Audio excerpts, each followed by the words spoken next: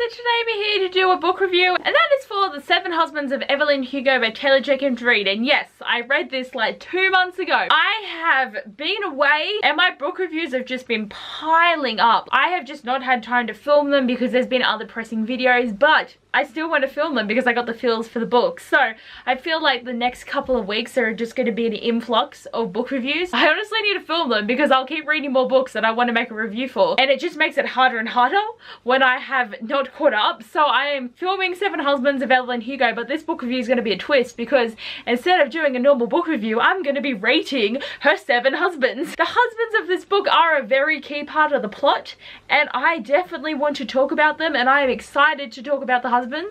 Well, some of them are shit, but still. And I thought this would just be a fun way to talk about the book because I can just like talk about the things I like about them and the things I do not like about them. And there's definitely going to be spoilers in this video. I can't tell you what I'm going to spoil, but if you have not read the book, probably best not to watch this video. So let's get into it. Okay, I think it's best to start at 7 and go to 1 because then we can talk about the best husband. But number 7 on my list is Max Gerard because I did not like him. So Max was husband number 6. My issue with Max is that he was all nice to her and being really sweet and wanted to marry her, and Evelyn actually opened her heart up to the possibility that this might be okay. Like, she might finally find someone that she can be with, and I am upset, okay? I am upset that she didn't get that. And after they got married, he was controlling. He told her what to do, he told her what to wear, he told her how to act, and I'm not okay. I am not okay. He was a horrible husband, and even though at the start when they listed all these husbands, I was still not feeling the husbands until I read each one.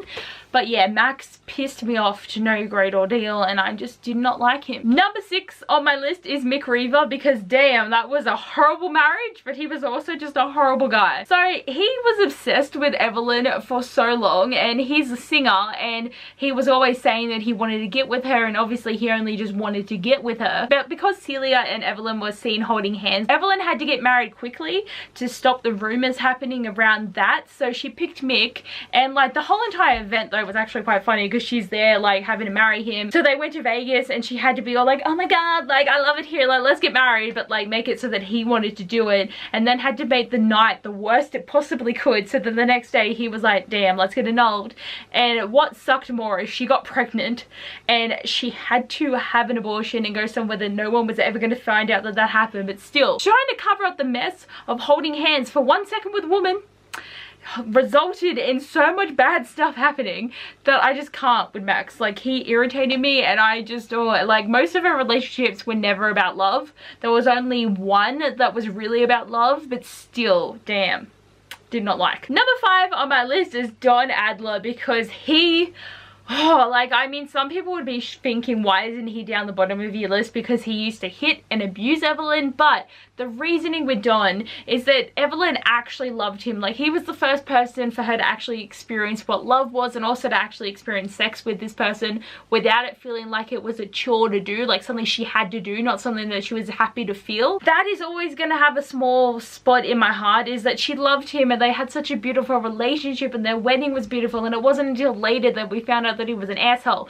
And also 2 years later when they were in that film again together, and how he kind of apologized to her for what happened. It's like, you can't forgive it, but you can kind of understand where he's coming from. And I mean, he's still horrible for what he did and everything, and also for the fact that afterward he married Ruby, and because Evelyn had that deal where she wasn't allowed to mention it to anyone what the circumstances of the relationship were, she couldn't warn her best friend, and like years later she was like, why didn't you tell me that he was gonna hit me? And I was like, I can't feel it. I feel it. If Don was an arsehole the whole time, he would be lower in the list, but just because she had such a happy time with him at the start, it was like, oh. Okay, number 4 on my list is Ernie Diaz, and he is number 4 because he is where it started. He was the first husband and the person that Evelyn Hugo used to get to Hollywood. I think Ernie actually was quite a nice guy, and he kind of supported her even though he didn't really understand what was happening. And then when she got famous and she came home and she's like, it's over, and like he cried, and then he just left and had like 8 kids with someone else. So I'm like, he ended up being happy, and like Evelyn got what she wanted, and I mean,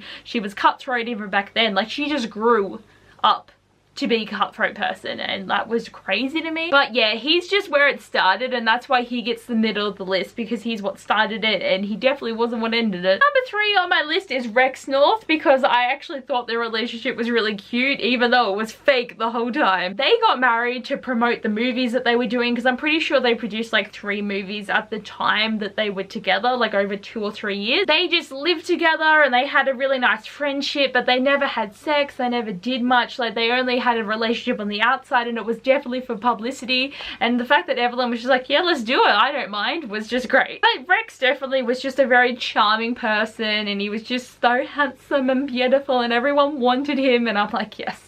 I just loved him. Like, that was a good highlight of her life, because it wasn't going horrible at that point in time. I think it really wasn't. So number 2 is Robert Jameson, because I loved him so much. Like, it was so nice that he married Evelyn for his sister so that they could all be together, and even after Celia died, he stayed with Evelyn for 10 more years before he ultimately died. But they just had such a nice bond and friendship, and they were just married, and they spent so much time together, and he really helped her raise Connor after Harry died, and it was so sweet.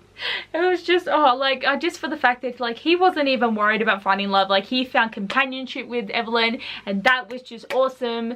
And after he died, and then everyone around her started dying, because that's the funny thing, is this whole book, Evelyn is the only one still alive. Like, literally everyone else has died. Everyone else. No one can even tell her about the story at all. Everyone died. And number 1 has to go to Harry, because he is the best friend Evelyn ever had. Like, I loved Harry from the get-go. He was just such a great partner in crime for Evelyn, and they went through so much together. And for the fact that she knew straight away that he was gay, and then he knew eventually that she was bi, and they both respected each other for it and respected each other's relationships. And then when they decided to get married, because Celia and Evelyn were together, and Celia's husband and Harry were together, so like they had this whole partnership going on for years. And then Celia's husband died, and it just wrecked Harry. But it was also sweet too, because Harry and Evelyn had a baby called Connor Cameron, which is a really random name because it's Connor Cameron, but still, they had a baby together, and Evelyn was such a beautiful mother. Their relationship just was so good. And even after they decided to get a divorce because they wanted different things, I still really enjoyed them, and the way that they still parented Connor in a really great way. When Harry died, it killed me. It honestly killed me, because I was not ready. And listening to the audiobook,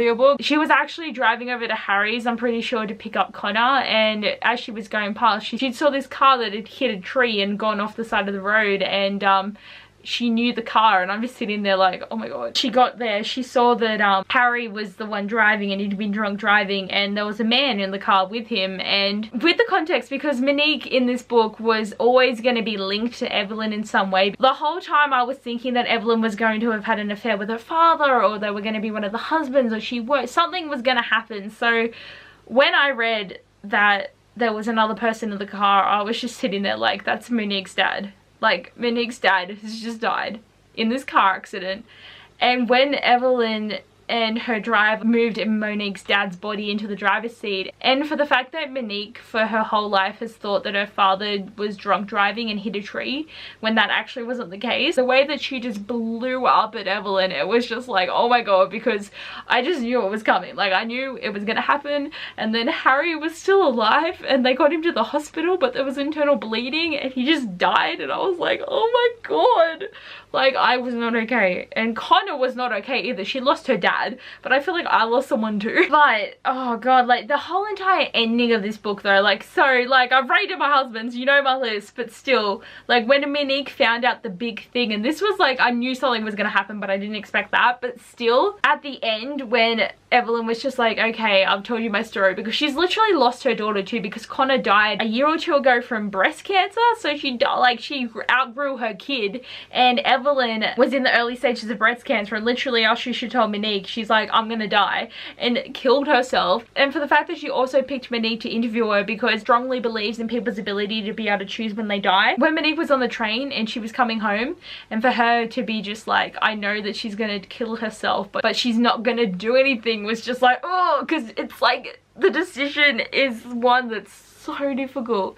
And it's like she knows that she could stop it, but why would she want to when Evelyn was just going to die a painful death with cancer? When is it better to know and be able to end it yourself? Like, there was so much more to this book that I wasn't expecting, and like that way, because it just kept hitting me. It kept hitting me in the feels, and I was not okay. And the way that Monique was able to write a whole autobiography, and she got all this information, and she could write this book. Like, basically Monique wrote this book, okay? Like, people were talking about this book and I was like, oh yeah, whatever, but then you actually get to the point where you read it and you're just like, oh. Like, I mean, I actually have been just reading Taylor Jenkins Reid's books lately because she's amazing. So I read Maybe in Another Life, and I'm currently listening to Forever Interrupted, and it's hitting me in the feels because it's so happy in one aspect because she's meeting her future husband and they're so happy, and then in the other aspect he's dead, and I'm just like, oh. Taylor Jenkins Reid knows how to hit you in the feels. And just saying, for this video, because I have rated the 7 husbands, I did just want to quickly add my feels about Celia, because that was something I didn't expect either. With the story, the main idea was trying to figure out who Evelyn Hugo's great love was, and to find out that it was a woman,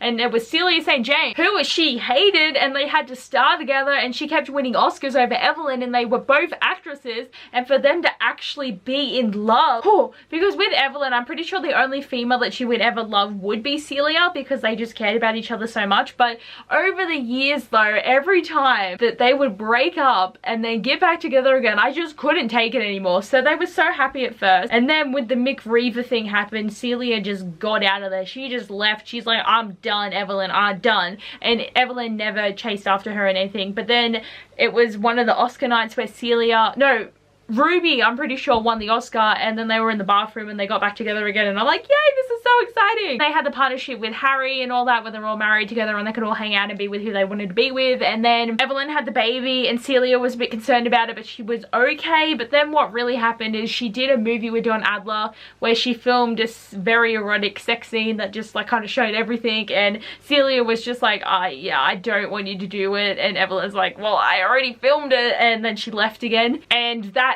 killed me. So that I was just like, God, you guys gotta stop breaking up. You're so tragic, and just, it's ending my life here. And then at the end, when we get back to it, where Celia and Evelyn get back together again, but then Celia's like, I'm gonna die in 10 years because I have this disease. I was like, because we kept losing her, and when we lost her to death, it gave me so much pain, like so much, that I couldn't cope.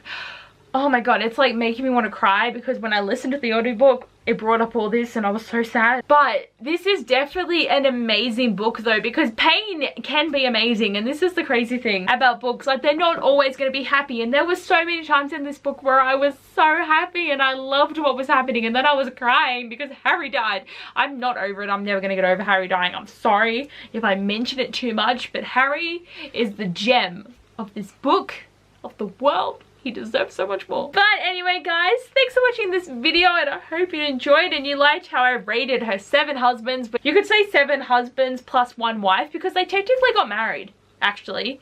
They got married. The 7 husbands and 1 wife of Evelyn Hugo is what this book should be called. But then everyone's gonna know what happens. So anyway, guys, thanks for watching this. I hope you enjoyed, and I'll see you guys next time. Bye!